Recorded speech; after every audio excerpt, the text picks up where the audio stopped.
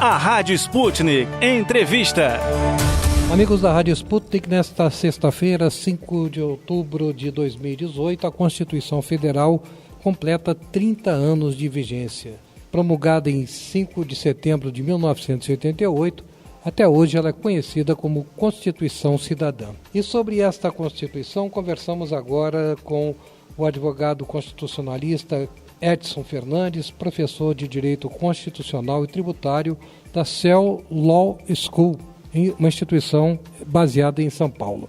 Doutor Edson Fernandes, boa tarde, seja muito bem-vindo ao programa da Rádio Sputnik. Eu que agradeço, boa tarde. Antes de conversar sobre os 30 anos da Constituição Federal, eu lhe pediria, para em rápidas palavras, situar os nossos ouvintes com esta instituição da qual o senhor é professor, CEL Law School. Nome pomposo, mas é uma instituição sediada no Brasil. Sim. A CEL Law School é uma instituição com sede aqui em São Paulo, e ela completou, recém-completados 45 anos, né? Ela foi fundada pelo jurista Dr. Ives Gandra da Silva Martins, junto com algumas outras pessoas, e teve a sua origem efetivamente em cursos locais. Hoje o curso, e é basicamente de pós-graduação, e hoje os cursos eles têm uma internacionalização tanto com escolas europeias como com escolas dos Estados Unidos, por isso a mudança da marca no nome estrangeiro, né, no nome inglês, que é CEL Law School, mas é para demonstrar essa internacionalização da instituição, mas é uma instituição verde-amarela, de origem nacional. Tem certidão de nascimento e nacionalidade brasileiras. Sim, certo. Com o maior orgulho. Perfeito. Então é uma instituição voltada para aprimoramento de advogados. Exatamente. Perfeito. Então vamos conversar sobre o objeto da nossa entrevista, que são os 30 anos de vigência da Constituição Federal, a Constituição Cidadã.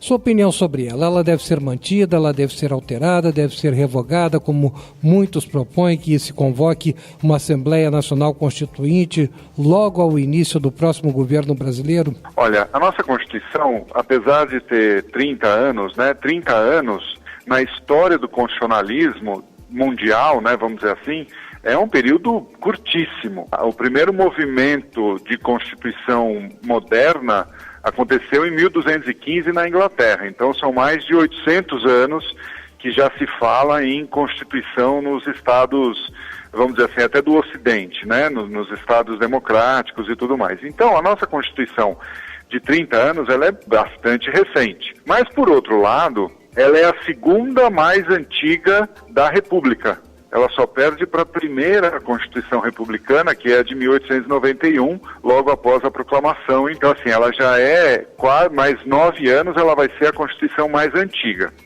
E a Constituição, ela até recebe esse nome, né, de Constituição Cidadã, porque ela trouxe muitas garantias, muitos direitos e muitas garantias num período pós-regime militar. Então ela é uma Constituição com medo, vamos dizer assim, né? Ela foi escrita com medo de que o regime militar voltasse, então ela se preveniu. E aí previu várias coisas, ela é bastante complexa, ela é bastante minuciosa, por conta disso, para garantir todos os direitos frente ao regime militar. O que acontece é que muitas dessas disciplinas mais detalhadas, elas perderam um pouco a importância e até a eficiência num mundo em que muda muito rápido, né? Num mundo digital. Vou dar o exemplo do sistema tributário, que ele, assim, tem praticamente um regulamento dentro da Constituição.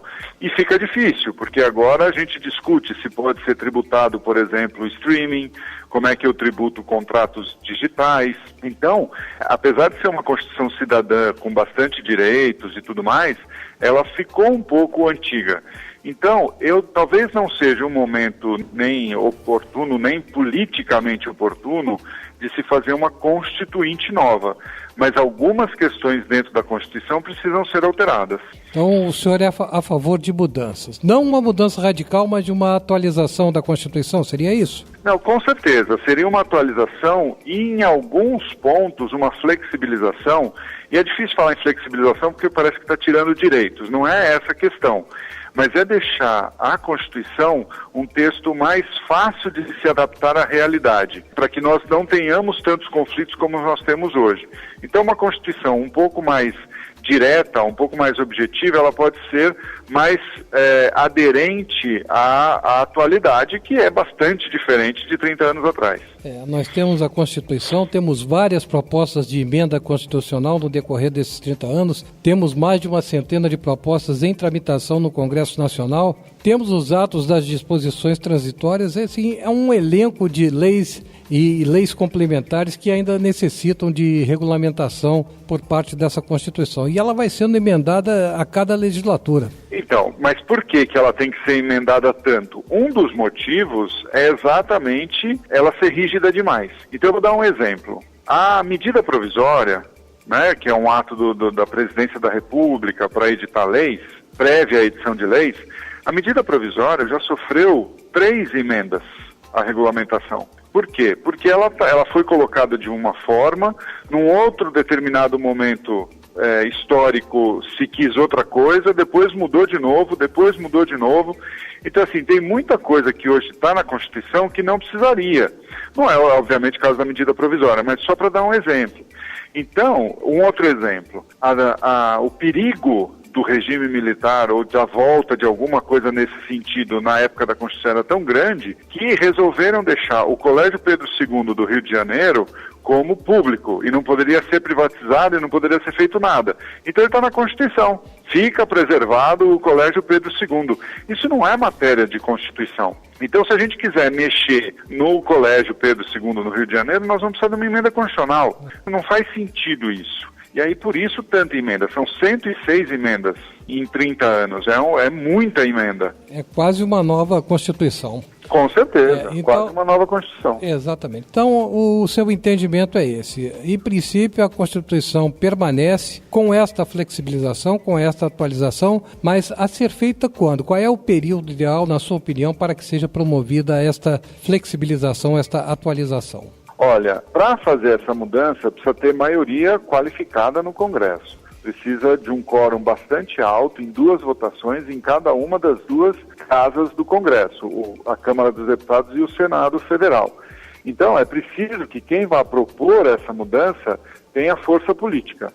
Se essa mudança vem com uma proposição do Poder Executivo, o Poder Executivo tem que ter força. Então, se espera que no início do mandato, que é o momento em que o presidente a ser eleito agora vai ter mais força, espera-se que, se vier por iniciativa do Poder Executivo, que seja feito no começo do mandato dele. Então, provavelmente, no início do ano que vem. Mas essa mudança pode vir do próprio Congresso. Então, o que a gente precisaria analisar é quem